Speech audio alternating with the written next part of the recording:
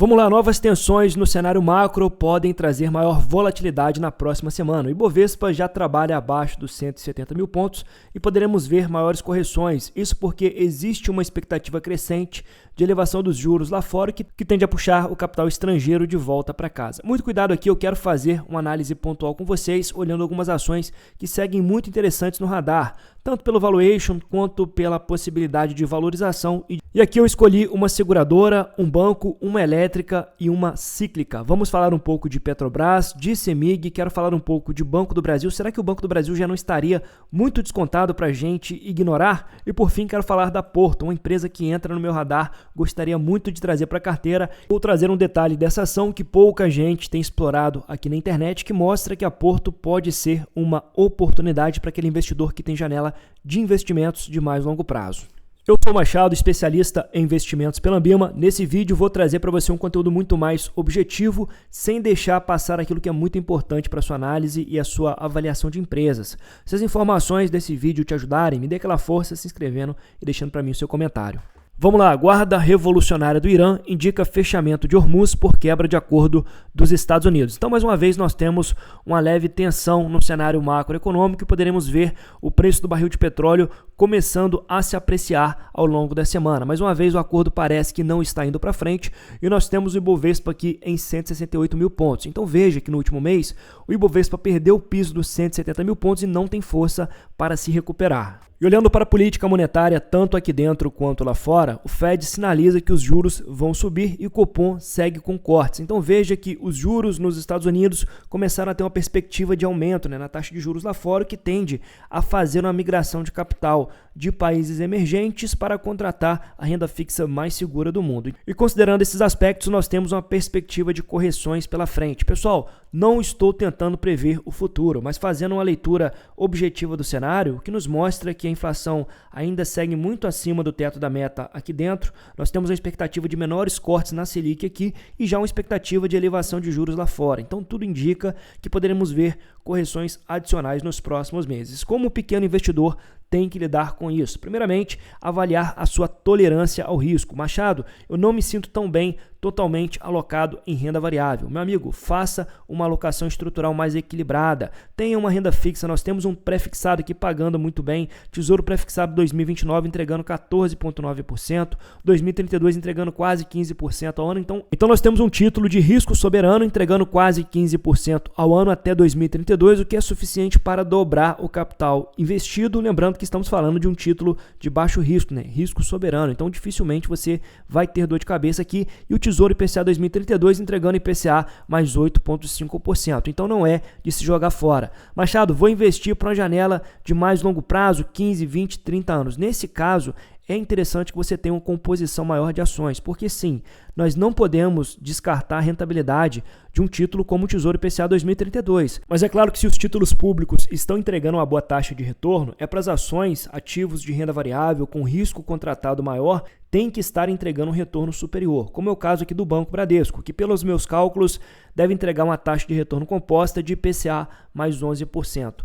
Avaliando apenas o lucro desse ano. Então, se os lucros continuarem crescendo, expansão de ROI acontecer de fato, nós teremos, na verdade, uma rentabilidade superior a essa na perpetuidade. Lembrando que a sua janela de carrego aqui é muito maior, então você não interrompe o compounding em 2032. Você segue carregando até 2040, 2050, usufruindo tanto da valorização dos ativos, como também dos dividendos que devem crescer, ao passo que os lucros sigam crescendo nos resultados do banco. E por falar em crescimento, um ativo que tem chamado muito a minha atenção são as ações da Porto. Pessoal, a Porto prosperou muito no segmento mais difícil de seguros, que é o seguro alto. E agora ela vem expandindo as operações para segmentos mais interessantes, mais rentáveis, como é o caso da Porto Saúde. Então vejam que a vertical de saúde tem crescido a sua receita a uma taxa composta de 37% ao ano e tem crescido os lucros a uma taxa composta de 78%. Então veja que ela sai de um lucro líquido de 57 milhões em 2021 e vai alcançar 581 milhões em 2025. Então daqui a pouco essa vertical já vai estar entregando aqui um lucro líquido de mais de R$1 bilhão.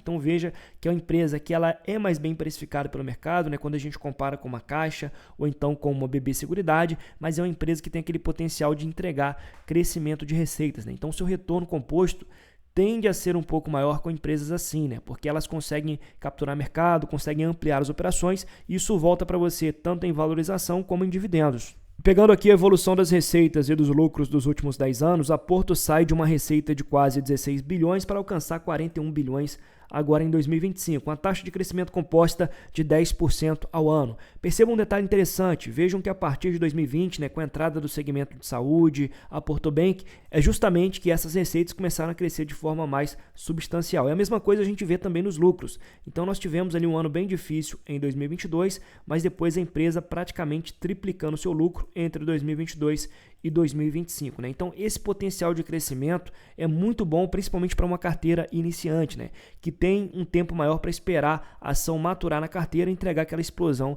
de dividendos lá na frente. Agora percebam que a Porto se recuperou bastante nos últimos dias. Ela chegou a tocar a faixa dos 47,80 e de lá para cá ela já apresentou uma alta de quase 10%. É o tipo de ação que você tem que colocar no seu radar e acompanhar de perto. Se o mercado bater demais, você quer trazer esse tipo de ativo para sua carteira para agregar qualidade ao portfólio. Então ela protege muito mais, ela consegue conter melhor os choques de mercado. Isso vai trazer aquele retorno composto e trazer até mesmo mais estabilidade para sua carteira.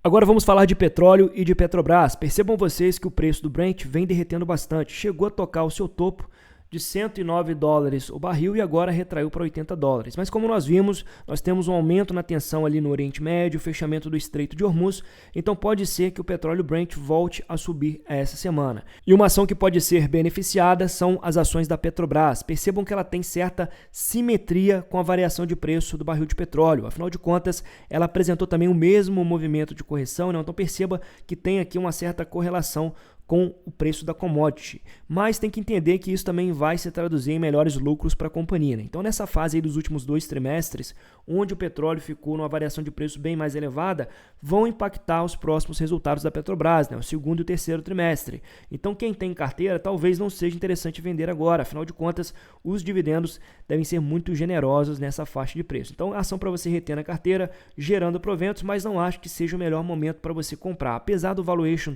bastante amassado, tanto pela métrica preço sobre lucro, quanto pela métrica EV/EBITDA, é uma ação que ainda está descontada, mas tem que lembrar que existe uma dependência muito forte da variação de preço do Brent e também o cenário político que vai mandar um pouco nessa ação. Então aqui o ideal é que você seja um pouco mais exigente, só compre realmente quando ela estiver no osso, vai acumulando o número de ações para colher os dividendos crescentes dessa empresa. Agora vamos falar de Banco do Brasil depois de algumas declarações polêmicas do Barsi. Então ele colocou em xeque a atual gestão, acredito que pode ter perdido ali um pouco de qualidade e realmente o banco vem deixando a desejar, pessoal.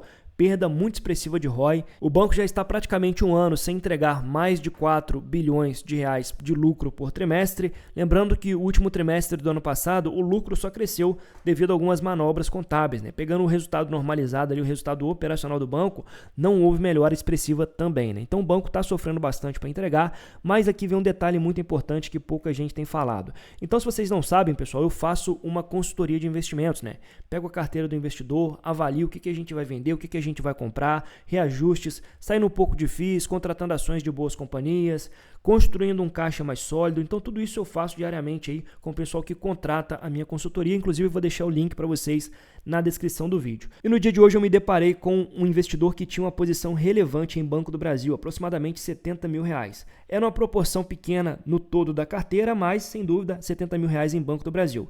E aqui a gente avaliou se era o momento de vender ou manter na carteira. A minha recomendação para ele foi que ele mantivesse as ações na carteira. Por quê? Primeiramente nós temos um P sobre VP muito baixo aqui. É claro que só esse desconto patrimonial ele não quer dizer nada, a gente tem que olhar para a geração de lucros. Mas de uma forma geral isso entra como termômetro para nós.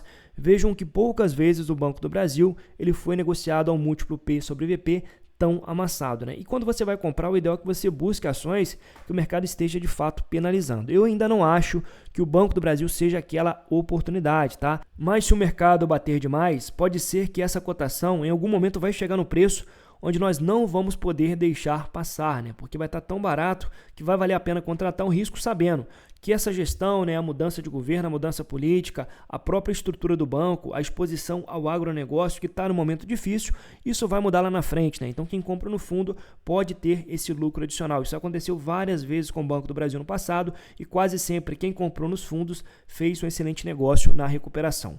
Para quem é assinante do canal, lembrar que eu reajustei o preço teto para aportes em Banco do Brasil lá na nossa planilha exclusiva para membros, uma planilha onde eu trago análise do ativo, pego ali os últimos resultados, avalio o preço teto, dividendos, tudo isso para a gente trabalhar com a margem de segurança bem aceitável, considerando os riscos atuais desse ativo. Por fim, eu não posso deixar de falar da CEMIG. Pessoal, vejam que no último mês a CEMIG vem derretendo 7%. Já a 10,68. Lembrando que na próxima semana nós teremos a Datacom do JCP de 22 centavos. Então nós teremos lá para o dia 26 aqui o desconto de 22 centavos na cotação desse ativo. Então se ele estiver aqui flutuando na faixa dos 50, 60 centavos mais o desconto desse JCP na cotação, pode ser um bom ponto de entrada, tá? Abaixo de 10,50, comprar devagar, né? Então veja como a gente aqui é conservador no preço teto. Tudo isso para contratar os melhores retornos, né? Então um tempo atrás nós tínhamos lá a CEMIG a 12, 13 reais, o pessoal falando, Machado, nunca vai comprar, nunca fica barata, nunca chega no seu preço, mas a gente vê que devido à volatilidade do mercado, o investidor paciente é muito premiado, né? Principalmente aquele investidor que vai entrar com aportes maiores. Então estou esperando a ação mergulhar abaixo de 10 reais para entrar com mais 1.000 ações na minha carteira, né? Então qualquer diferença de 2 a 3 reais já é uma economia de 3.000 reais no meu aporte e vai gerar um yield on cost mais satisfatório também. Lembrando, o yield on cost você recebe em função do preço que você pagou. Quanto mais barato você paga, maior é o seu yield contratado, né? Então você ganha nas duas pontas. Você compra mais ações utilizando menos recursos e contrata um dividend yield um pouco melhor. Lembrando, o dividendo da CEMIG deve ficar um pouco fraco nos próximos 2 anos, aproximadamente ali 70 centavos por ação.